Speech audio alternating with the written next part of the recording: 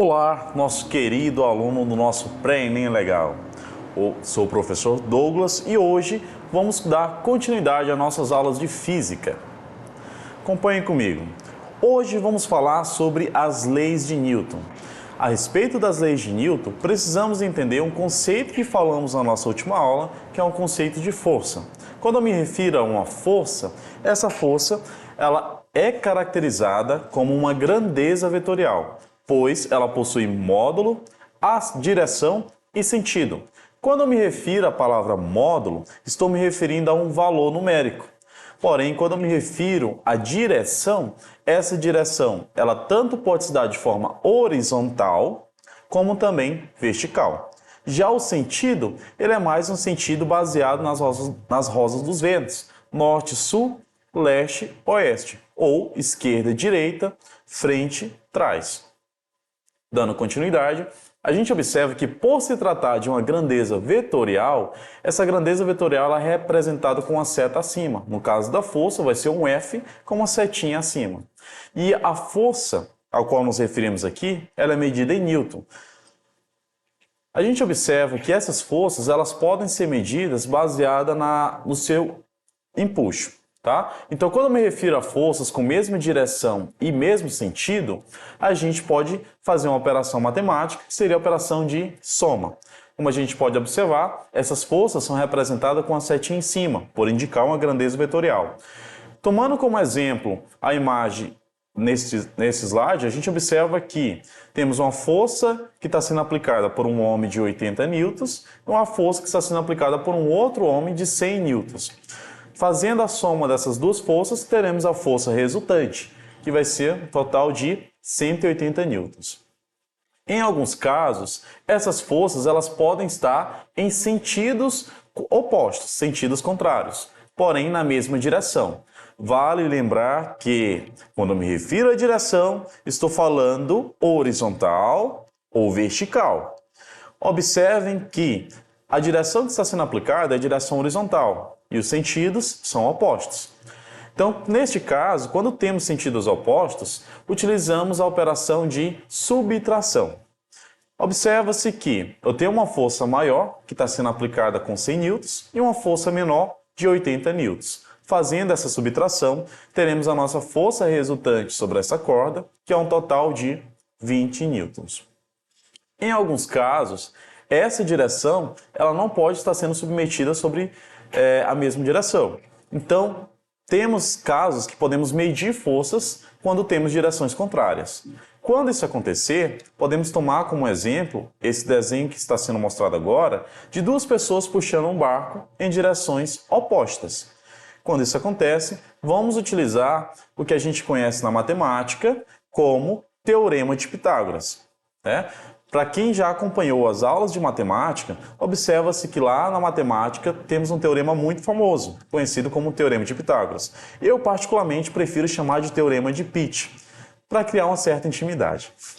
Dando continuidade, a gente observa que Teorema de Pitágoras é calculado como sendo quadrado da hipotenusa igual à soma do quadrado dos catetos. Essa seria a definição matemática. Porém, na física, a gente vai utilizar aqui como sendo o quadrado da força resultante será igual à soma do quadrado das duas forças que estão sendo aplicadas sobre o barco. Fazendo esse cálculo, observa-se que uma das forças está sendo aplicada por uma menina com a força de 30 newtons e a outra força de 40 newtons. Substituindo na nossa forma, a gente observa que temos a força resultante ao quadrado, que é igual a 30 ao quadrado, mais 40 ao quadrado. Quando você calcula 30 ao quadrado, temos um total de 900. 40 ao quadrado, temos um total de 1.600. Realizando essa soma de 900 mais 1.600, chegaremos num total de 2.500. Analisando o que temos da força resultante ao quadrado igual a 2.500, percebam que esse ao quadrado que está na força resultante, ele pode passar para o outro lado da igualdade no seu inverso. E vale salientar que, na matemática, quando temos o inverso de uma potência, ela se resulta em uma radiciação. Ou seja, se eu tenho uma base, um valor numérico que está sendo elevado ao quadrado, quando passa para o outro lado da igualdade, isso vai resultar numa raiz quadrada. Nesse caso, a força resultante aplicada sobre esse barco é um total da raiz quadrada de 2.500. Aqui neste caso, raiz quadrada de 25 é 5 e raiz quadrada de 2 zeros é apenas um zero, resultando em 50 newtons. Ok? Então aqui vimos como medir forças quando aplicadas sobre um determinado corpo. E quando eu me refiro a essas forças, não esqueçam, forças é medida em newtons. Dando continuidade, agora vamos sim conhecer quais são as três famosas leis de Newton. A primeira lei bastante conhecida, é a lei da inércia, onde nos diz que todo corpo tende a permanecer em repouso ou em movimento retilíneo e uniforme, desde que nenhuma força atue sobre ele. A gente pode observar na imagem uma moça que empurra outra moça que está dentro de um carrinho de compras e em um determinado momento esse carrinho para, mas a moça que estava dentro do carrinho ela tende a continuar. Isso acontece muito no nosso dia a dia, por exemplo, quando estamos andando de ônibus. Quando você está se movimentando no ônibus, você observa que você está parado com relação ao ônibus que está em movimento. Porém, quando esse ônibus está em movimento e freia bruscamente, vai chegar no momento em que você vai ser arremessado para frente. Então você sente esse arremesso para frente devido justamente a essa lei da inércia, onde nos diz que um corpo em movimento, ele tende a permanecer em movimento, assim como um corpo parado tende a permanecer parado. E é isso que eu espero de vocês neste momento. Um corpo parado tende a permanecer parado aqui estudando junto com a gente no Pré-ENEM Legal. Dando continuidade, a gente observa aqui um exemplo que nos traz aqui uma história em quadrinho.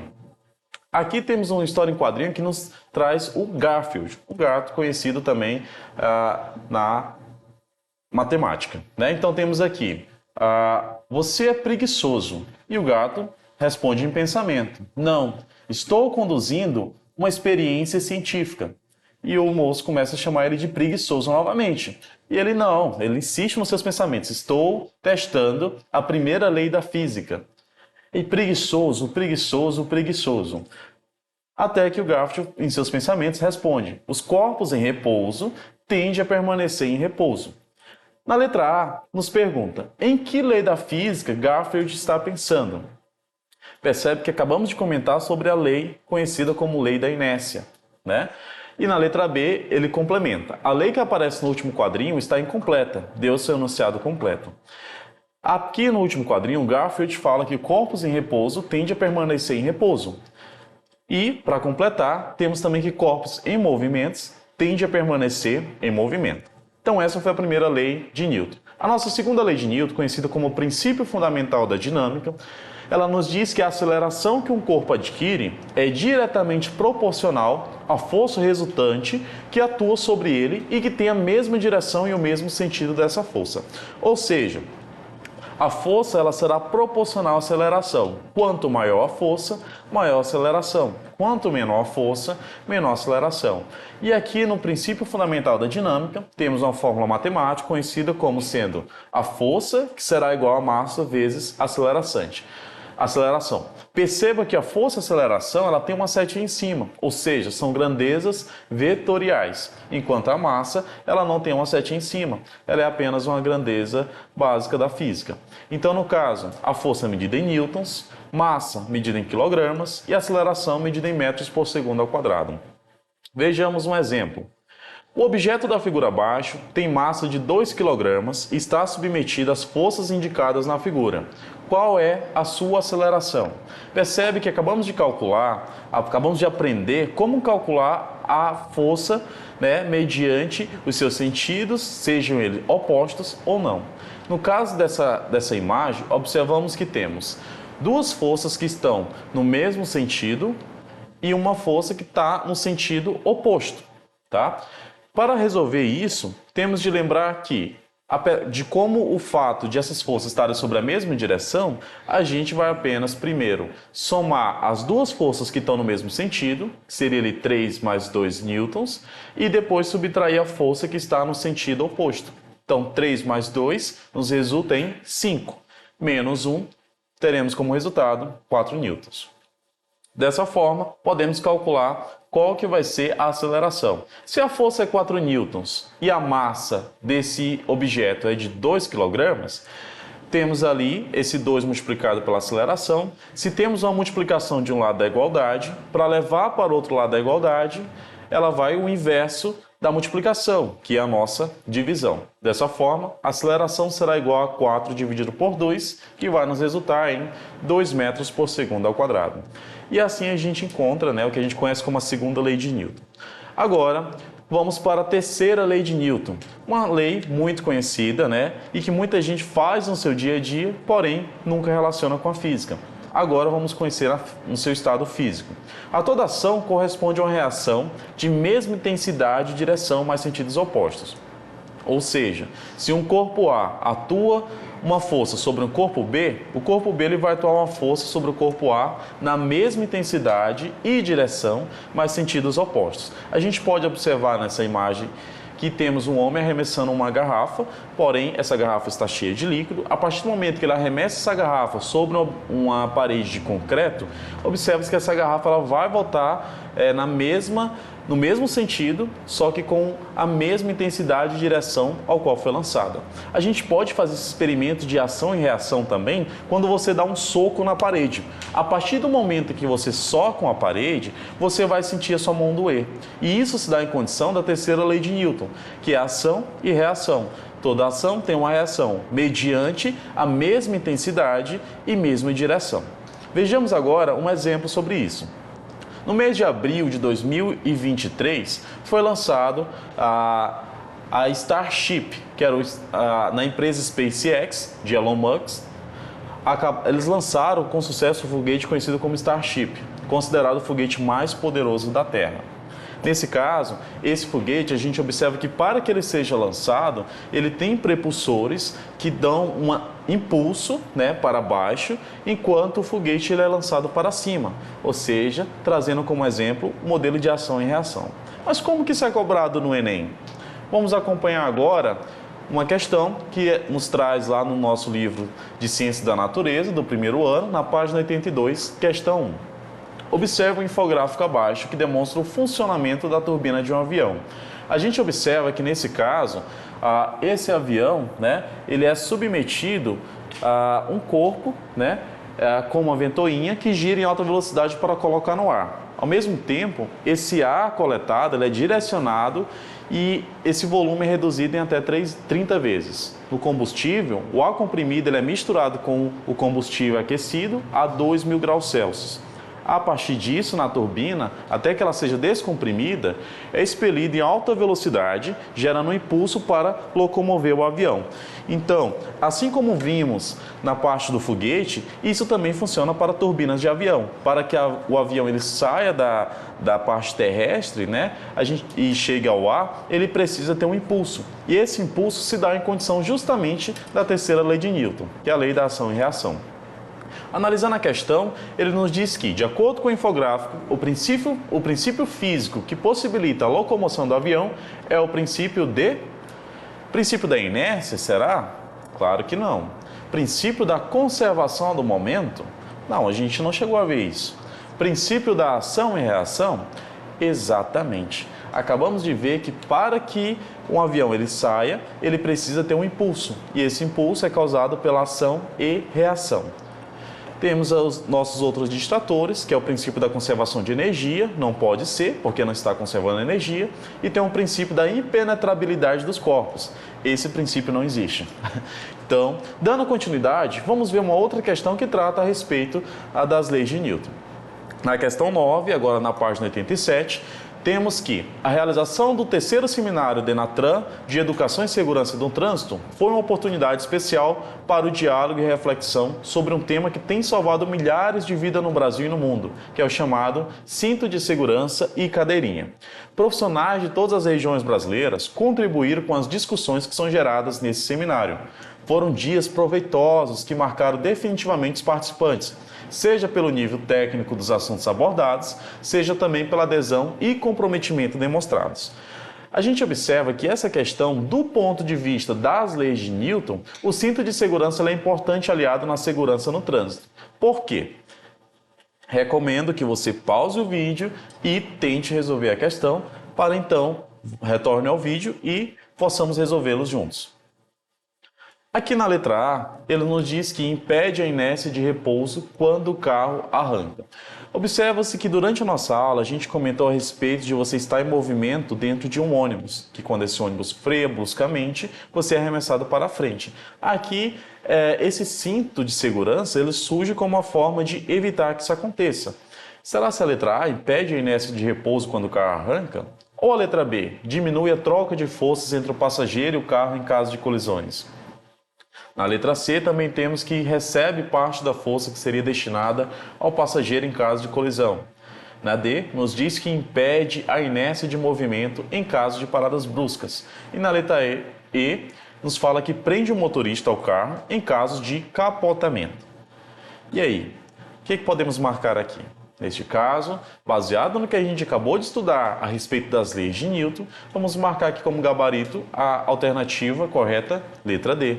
Ele vai impedir a inércia de movimento em caso de paradas bruscas, tá certo? Então, aqui resolvemos a questão 9. Vamos agora para mais uma questão para finalizarmos a nossa aula. Agora, na página 84, na questão 5, vamos à leitura. Vamos supor que o super-homem pese 100 kg. Um atleta em perfeita condição física pode levantar um peso equivalente ao próprio corpo. Considerando o super-homem 1000 vezes mais forte do que um atleta comum, isso significa que ele conseguiria levantar 100.000 quilos, ou seja, o peso suportado por guindastes que são usados para suspender postes. Tamanha força inviabilizaria sua velocidade extraordinária. Além disso, a força necessária para levantar um objeto em um planeta é igual à massa do objeto multiplicado pela gravidade do planeta. Por isso, um homem que consegue levantar 100 kg na Terra poderia levantar 600 kg na Lua, que tem 1/6 da gravidade da Terra. Isso significa que para o super-homem ser 1000 vezes mais forte na Terra do que em seu planeta, Krypton, teria que ter uma massa 1000 vezes maior do que a da Terra. Se arredondarmos a gravidade da Terra em 10 metros por segundo ao quadrado, multiplicado por 1000, teríamos uma gravidade de 10.000 metros por segundo ao quadrado, em Krypton. Uma superfície com tal gravidade teria 3.000 vezes a massa do Sol. Portanto, segundo as leis da física, Krypton é impossível. Dessa forma, é muito comum cometer erros de grafia em ciências.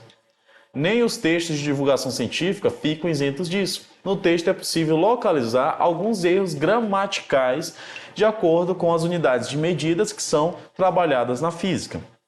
Uma coisa que a gente pode observar na leitura desse texto, uma delas seria que toda vez que eu represento o tempo, a unidade de medida do tempo é segundos. E esses segundos, na física ou na matemática, ele é representado apenas pela letra S, só que minúsculo. A gente observa que aqui, no enunciado desse texto, ele nos traz a letra S maiúscula e ainda traz a sigla SEG, o que contraria o que é trabalhado na física. Um outro erro muito comum que a gente pode observar é a respeito da indicação da massa como peso, né? E a massa como peso, vale lembrar que ela é dada como sendo quilogramas, né? E a gente observa que ele fala aqui da massa sendo em quilogramas logo no início, mas na parte do final ele já nos dá uma outra informação que contraria o que a gente acabou estudando. Então, analisando o que temos nas alternativas, né? Letra A, apenas um erro, a grafia da unidade segundo como segue? Não. Letra B, 2 erros, a grafia da unidade segundo como segue, a indicação da massa como peso. 3 erros, 4 erros, quantos erros foram no total? Analisando o que temos na questão, a gente pode observar que temos 3 erros. Um deles seria a grafia da unidade segundos como segue, com S maiúsculo, que seria apenas um S minúsculo correto, a indicação da massa como peso e a grafia da unidade de massa como quilos, que nos dá aqui como gabarito alternativa letra C. Por hoje, ficamos por aqui na nossa aula a respeito das leis de Newton. Espero que tenham entendido, espero que tenham gostado da nossa aula. Pratiquem mais questões do nosso livro do Aprova Enem e até a nossa próxima aula. Ficamos por aqui. Obrigado.